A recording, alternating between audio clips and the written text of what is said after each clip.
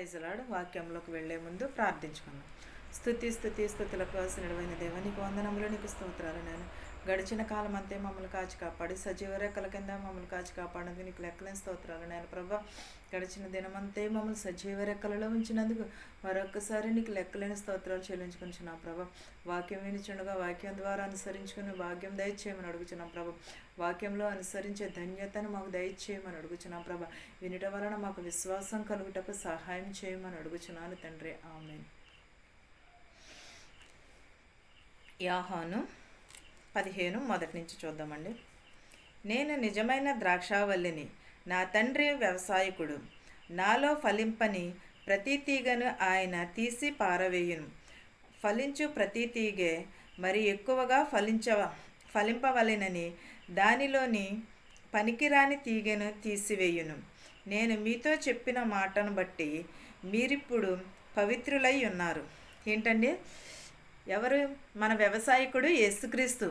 ఆయన ఫలింపని ప్రతి తీగను కూడా తీసివేస్తానని చెప్పుచున్నాడు. నిజమైన ద్రాక్షావల్లి నా తండ్రి వ్యవసాయకుడు. మనము ఒక చెట్టు వేసామనుకోండి, ఆ చెట్టుని ఫలించకపోతే ఏం చేస్తాము? దానిని నరికి తీసి పారవేస్తాము. అలాగే ఫలింపని ప్రతి తీగను కూడా దేవుడు తీసివేస్తానని చెప్పుచున్నాడు. మనం ఫలించేవారుగా ఉండాలి, ఫలించే అభివృద్ధి చెందేవారుగా ఉండాలి, కానీ అభివృద్ధి లేనివారుగా ఉండకూడదు. మన ఫలింపని ప్రతి తీగను కూడా తీసి పారవేస్తానని చెప్పుచున్నాడు. మనము కూడా అంతే కదండి, ఫలింపని చెట్టుని తీసి పారవేస్తాము.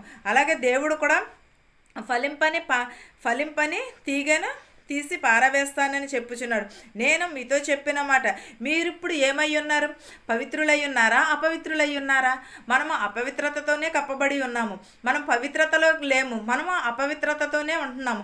మనం అపవిత్రమైన జీవితమును విడిచిపెట్టి పవిత్రమైన జీవితమునకు వెళ్ళి మనం ఫలించే తీగవలే, ద్రాక్షావల్లి ఎలాగైతే ఫలిస్తుందో అలాగ కూడా మనం కూడా ఫలించేవారుగా ఉండాలి. ఫలించే ద్రాక్షావల్లి వల్లే ఉండాలి. ఫలించే ద్రాక్ష చెట్టు వల్ల ఫలించేటట్టు ఉండాలి మనం ఎప్పుడూ కూడా.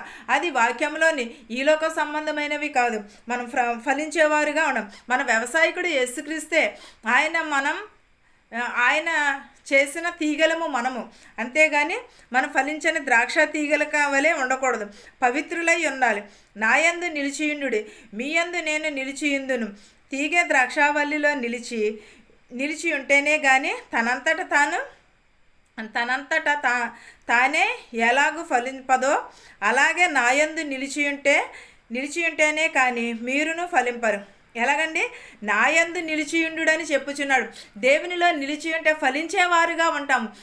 ఎప్పుడైతే మనం ద్రాక్ష తీగ ఎలాగైతే ఫలిస్తాం, తీగను కడితేనే కదా అవి గుత్తులు కింద కాస్తుంది. ఒకవేళ నేల మీద అలా వదిలేస్తే ద్రాక్ష తీగులు కాస్తుందా? కాయదు. అది నేలను పడి కుళ్ళిపోతూ ఉంటుంది. అది మనము ఒక పందిరి వేసి దానిని ఒక స్థాయిలో నిలబెడితే దానిని గుత్తులు కింద కాస్తుంది. అలాగే మనం దేవుని యందు నిలిచి ఉంటే, దేవుని యందు మన యందు దేవుడు కూడా నిలిచి ఉంటాను. నా యందు నిలిచియుండు, మీ యందు నేను నిలిచి ఉంటానని చెప్పుచున్నాడు. మనము దేవుని యందు నిలిచి ఉంటే అలాగే ద్రాక్ష తీగ ఎలాగైతే ఉన్నదో మనము కూడా అలాగే ఉండాలి. అనే దేవుని యందు నిలిచి ఉండాలి. ద్రాక్ష తీగ వలె మనము తానంతట తాను ఎలాగ ఫలింపదో అలాగే నా యందు నిలిచి ఉంటేనే కానీ మీరు ఫలింపరని చెప్పుచున్నాడు. దేవుని యందు ఉంటేనే కానీ మనము ఫలించలేమని చెప్పుచున్నాడు. దేవుని యందు ఉండాలి, మనము ఫలించేవారుగా ఉండాలి, కానీ ఫలింపని తీగ వలె ఉండకూడదు. మనం దేవుని యందు నిలిచి ఉంటే ప్రతిదీ కూడా మనకి సాధ్యమవుతుంది. దేవుని యందు నిలిచి ఉండాలి. ద్రాక్షావల్లి నేను, తీగల మీరు. ఎవడును నా యందు నిలిచియుండునో నేను వాని యందు నిలిచియుందును. వాడు బహుగా ఫలించును. నాకు వేరుగా ఉండి మీరేమీ చేయలేరని. దేవునికి వేరుగా ఉండి మనము ఏమీ చేయలేమని చెప్పుచున్నాడు. దేవుని యందు భయమును భక్తిని కలిగి ఉంటేనే కదా, దేవునికి దగ్గరగా ఉంటేనే కదా మనం ఏదైనా కూడా చేయగలం. అది నిజమే కదండి. ప్రతి ఒక్కరికి తెలుసది, ప్రతి ఒక్కరికి కూడా చూస్తారు, ప్రతి ఒక్కరు కూడా అనుభవిస్తారు. దేవునికి దూరంగా ఉండి మనం ఏది కూడా చేయలేము. ఫలించేవారిగా ఉండాలి, ఫలించే తీగ వలె ఉండాలి, కానీ దేవునికి దూరంగా ఉండి మనం ఏది కూడా ఎవడైనాను నా యందు నిలిచి ఉండిన ఎడల వాడు తీగ వలె బయట సారము వేయబడి ఎండిపోవును. మనుషులు అట్టి వాటిని పోగు చేసి అగ్నిలో పారవేతురు, అవి కాలిపోవును. ఏంటండి? ఫలింపని ఒకవేళ ద్రాక్ష చెట్టు ఫలింపకోకుండా ఉంటే అది ఏం చేస్తుంది, వాడిపోతుంది. వాడిపోయి అది వాడిపోయిన తర్వాత ఏం చేస్తాము, దానిని అంతటిని తీసివేసి అగ్నిలో వేసి ఒక అగ్గిపుల్ల వేసి అంటించేస్తూ ఉంటాం. దేవుని యందు కూడా నిలిచి లేకపోతే దేవుడు కూడా మనల్ని కూడా అలాగే చేస్తానని చెప్పుచున్నాడు. మనం ఎప్పుడైతే దేవుని యందు నిలిచి ఉంటామో మనం అభివృద్ధి చెంది ఫలించేవారుగా ఉంటాం. వాక్యంలో కూడా అలాగే ఫలించేవారుగా ఉండమని చెప్పుచున్నాడు. దేవుని యందు నిలకడగలిగి ఉండమని చెప్పుచున్నాడు.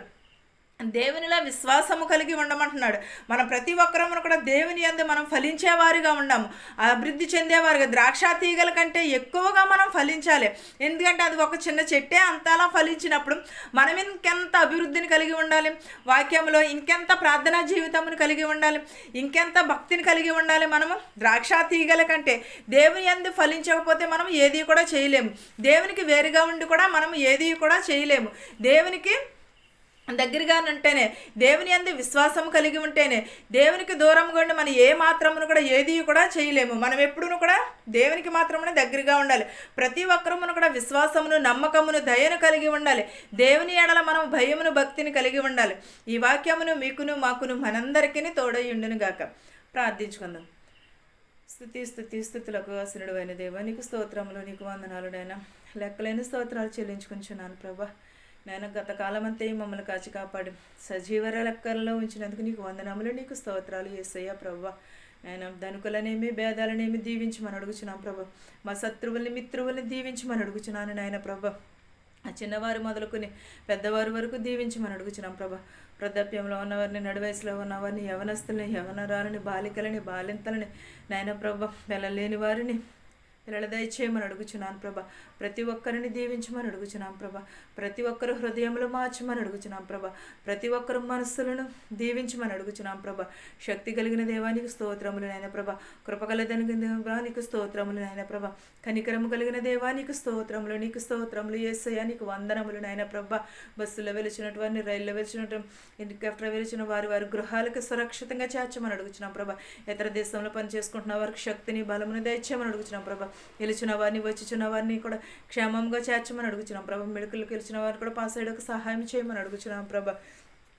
ప్రతి ఒక్కరిని దీవించి ఆశీర్వదించమని అడుగుచున్నాం ప్రభా. ప్రతి ఒక్కరి కుటుంబంలో శాంతిని, దయను దయచేయమని అడుగుచున్నాం ప్రభా. హాస్పిటల్లో ఎన్నో రోగములతో ప్రభా బాధపడుచున్నారు ప్రభా. వారు గాయములను ముట్టమని అడుగుచున్నాం ప్రభా. వారిని స్వస్థపరచమని అడుగుచున్నాం ప్రభా. జ్వరములతోటి బోళ్ళు రకమైన వ్యాధులతో బాధపడుచున్నారు ప్రభా. వారందరినీ బాగు చేయమని అడుగుచున్నాను నాయన ప్రభా. ఎవరైతే ఏ చేతి పనులైతే చేర్చుచున్నారో ప్రభా, వారి చేతి పనులను దీవించి ఆశీర్వదించమని అడుగుచున్నాను ప్రభా. వారి చేతి పనులంతట్లో మీరే తోడునిడుగా ఉండమని అడుగుచున్నాను ప్రభా. కనికరమును, దయను దయచేయమని అడుగుచున్నాను ప్రభా. నీ ఎడలను భయమును, భక్తిని కలుగజేయమని అడుగుచున్నాను ప్రభా. నీ యందు ప్రభా వినయమును కలిగి జీవించే భాగ్యమును దయచేయమని అడుగుచున్నాను ప్రభా. నీ రాకడు కొరకు మేము ఎదురు చూచుటకు సహాయము చేయమని అడుగుచున్నాను ప్రభా. ఇంకను ప్రభా, ఎవరైతే ఉన్నారో వారందరినీ కూడా దీవించమని అడుగుచున్నాం ప్రభా. యాక్సిడెంట్ అయ్యి బిడ్డను కూడా స్వస్థపరిచినందుకు నీకు లెక్కలేని స్తోత్రములు, వందనములు నాయన ప్రభా. ఇంకనూ స్వస్థపరచమని అడుగుచున్నాను నాయన ప్రభా. ఉద్యోగాలు లేక చాలామంది ఉన్నారు ప్రభా, వారు ఉద్యోగములు దయచేయమని అడుగుచున్నాను నాయన ప్రభా. ప్రతి ఒక్కరు హృదయములు మార్చి నాయన ప్రభా. ప్రతి ఒక్కరి కుటుంబంలో శాంతిని, సమాధానమును దయచేయమని అడుగుచున్నాను తండ్రి ప్రభా. నీకు వందనములు, నీకు స్తోత్రాలు నాయన యేసయ్య. నీకే స్తోత్రాలు చెల్లించుకొనిచున్నాను నాయన ప్రభా. నీకు లెక్కలేని వందనములు నాయన ప్రభా. సాతానును దూరపరచమని అడుగుచున్నాను నాయన ప్రభా. నీ రాకడు కొరకు మేము ఎదురు చూచుటకు సహాయము చేయమని అడుగుచున్నాను ప్రభా. నిజమైన మారు మనసును మాకు దయచేయమని అడుగుచున్నాను తండ్రి. ఆమేన్. పరలోకమందున్న మా తండ్రి, నీ నామము పరిశుద్ధపరచబడును గాక, నీ రాజ్యం వచ్చును గాక, నీ చిత్తము పరలోకమందు భువ్వెందు నెరవేరునట్లును మా అనుదిన ఆహారము నేడు మాకు దయచేయము. మా ఏడలను మా చేసిన రుణములు క్షమించినట్లు ప్రభు మా రుణములను క్షమించము. దుష్టి నుండి, శోధన నుండి తప్పించుము. రాజ్యమును, మహిమయు నిరంతరము నీవై ఉన్నావు మా తండ్రి. ఆమేన్. అందరికీ వందనాలు.